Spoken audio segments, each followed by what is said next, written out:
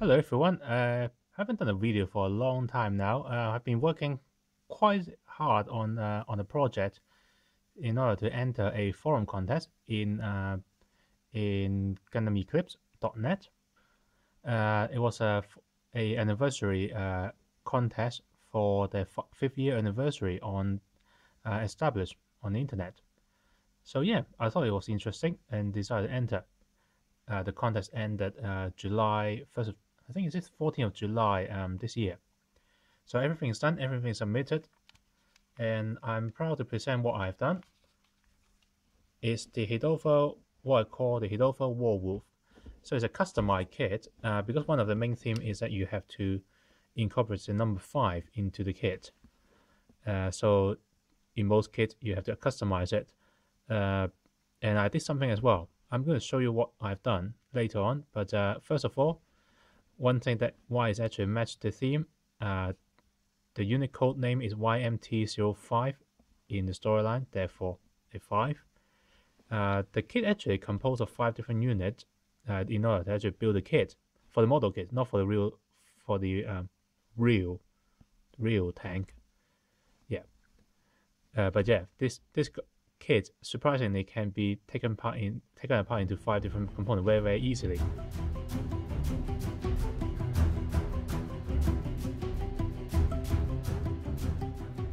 So another 5 in there, and I'll show you something else afterwards that I've incorporated into the 5.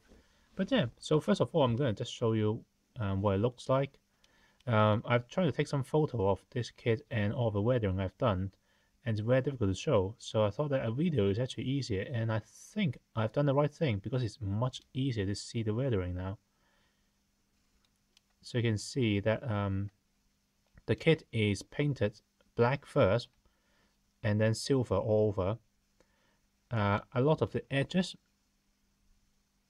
if you can see, what I've done is I put a vinyl masking fluid over all of the corners. Oh, can't get it. But yeah, things like Humble Masco, those things similar to those.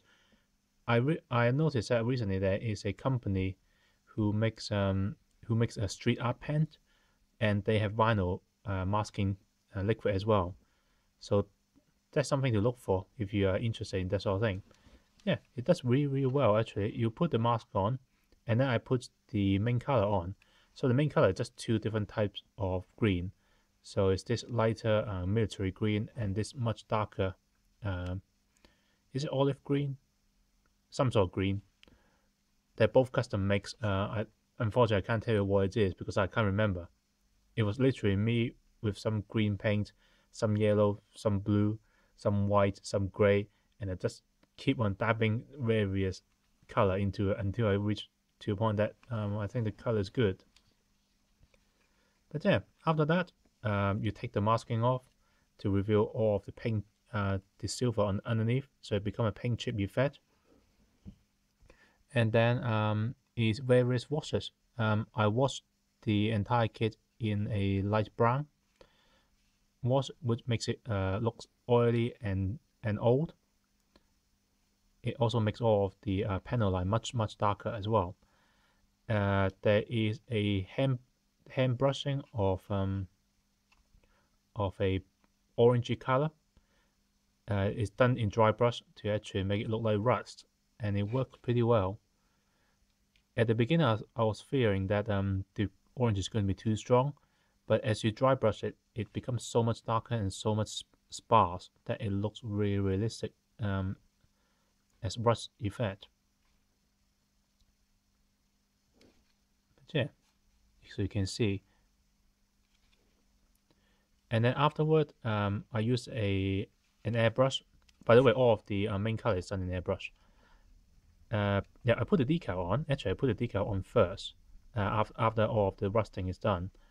And then I took the airbrush, put some brown sandy color, and then just spray whatever that's on the underside of the kit, or whatever that is easy to catch.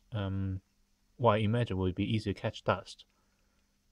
And it resulted in this, which I think is really nice, to say so myself. Sorry if I blow my own trumpet. The other thing that I've done to this kit, all of this track used to be static. They have two peg into one of the wheels. One goes in here and one goes in on the other end. What I've done, I trim off those peg off. This is actually a elastomer, a thermoplastic elastomer, and it reacts with normal plastic glue. So I use the glue as a splicing agent to just splice the the rubber together. All of the wheel used to be semi-rotatable. They are pegged solid into individual pegs. So I have milled all of the wheels out on the inside. I don't know whether you can see it. Yeah, you can see it now. All of those are ball bearings. Yep, I buy some tiny little 7mm by 2mm ball bearings and put them and insert all of them in. So now they kind of roll. Not very smoothly because there is literally no space underneath this panel. So it's kind of rubbing. But yeah, there is 1, 2, 3, 4, 5, 6, there's 6 segments of them, and they all roll, as you can see. So that's one thing I've done. It's just unfortunate that I can't just put it on the ground, just wheel it around like a little toy. Yeah, kind of disappointing, but yeah, what can you do?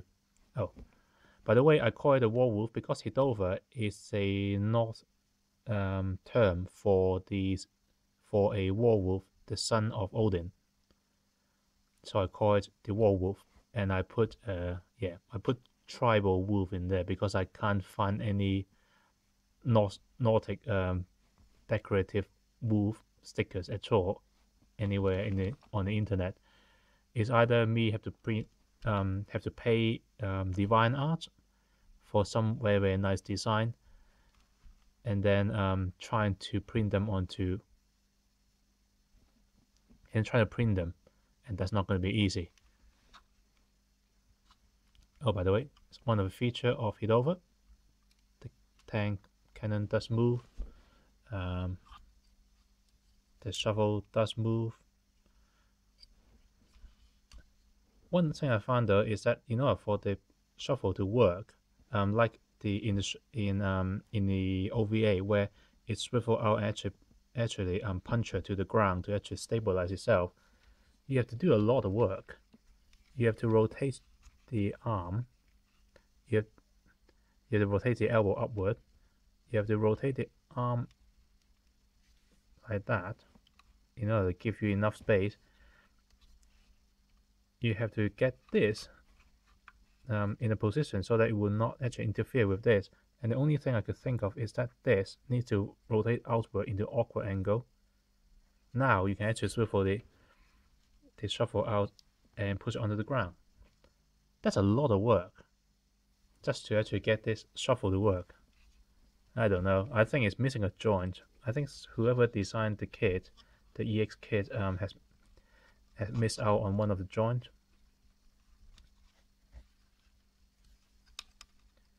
But yeah.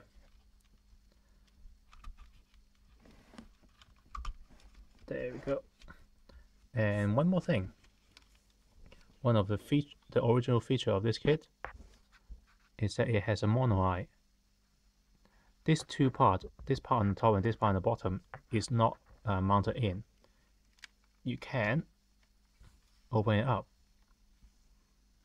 They are just held in by friction, and you can see the mono eye. And one other thing that I've done, it'll give me a second, is that I have put a LED inside it. So if I put a battery in, this one, and unfortunately, because I'm not a good engineer, I am an engineer of some sort, but yeah, the LED lights up.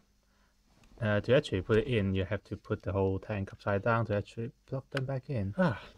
There we go. So now the LED is lit up, and its mono eye is bright and purple. I'm quite proud of this actually. Somehow this little LED.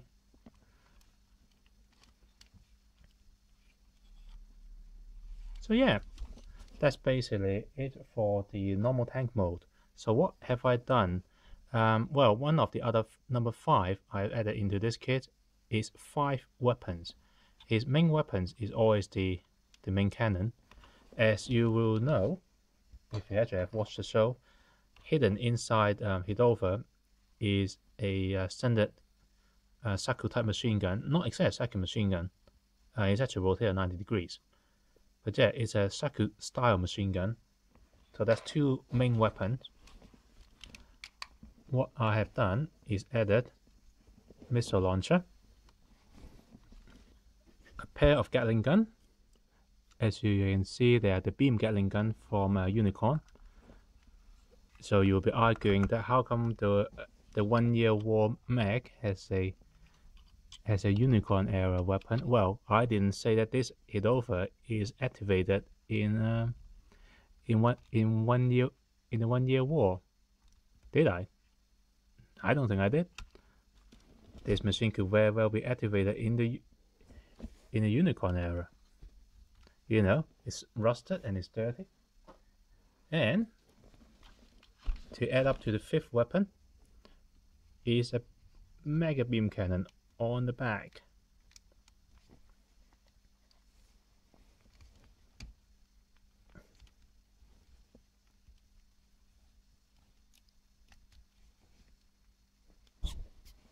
There we go. So this is the Hildolfr Warwolf with 5 different set of weapons. Should it actually go into the standard mode with LED mono eye and running track, and in the full rust and there's a sand effect. So yes, this is my entry, and I hope that people enjoyed it. I'm certainly having a lot of fun. This was one of my holy grail kits, and I'm actually very happy that I managed to do all of this to it. By the way, one of the best rust effect I've done on this whole kit is the machine gun. Should I reach to one point where I thought that I don't really want Hildolfr to have the machine gun? Yeah, I got something very, very nice to give to my Unicorn Gundam. Okay, so this is basically it. I'm not going to show you the stand-up mode on camera because it's just too difficult. There is some photo I could share with everyone. I'll put it at the end as a gallery, as a photo gallery.